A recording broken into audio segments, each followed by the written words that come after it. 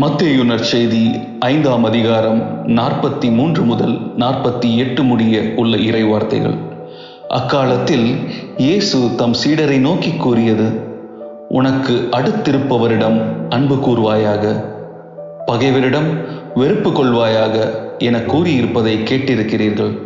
ஆனால் நான் உங்களுக்கு சொல்கிறேன், உங்கள் பகைவரிடமும் அன்பு கூறுங்கள், உங்களை துன்புறுத்துவோருக்காக இறைவனிடம் வேண்டுங்கள். இப்படி செய்வதால் நீங்கள் உங்கள் விண்ணகத் தந்தையின் மக்கள் ஆவீர்கள். ஏனெனில் அவர் நல்லோர் மேலும் தீயோர் மேலும் தம் கதிரவனை உதித்தெழச் செய்கிறார். நேர்மையுள்ளோர் மேலும் நேர்மையற்றோர் மேலும் மழை பெய்யச் செய்கிறார். உங்களிடத்தில் அன்பு செலுத்துவோரிடமே நீங்கள் அன்பு செலுத்துவீர்களானால் உங்களுக்கு என்ன கைமாறு கிடைக்கும்? வரி தண்டுவோரும் இவ்வாறு செய்வதில்லையா? நீங்கள் உங்கள் சகோதரர் சகோதரிகளுக்கு மட்டும் வாழ்த்து கூறுவீர்களானால் நீங்கள் மற்றவருக்கும் மேலாக செய்து விடுவதென்ன? பிற இனத்தவரும் இவ்வாறு செய்வதில்லையா? ஆதலால் உங்கள் விண்ணகத் தந்தை நிறைவுள்ளவராய் இருப்பது போல நீங்களும் நிறைவுள்ளவர்களாய் இருங்கள்.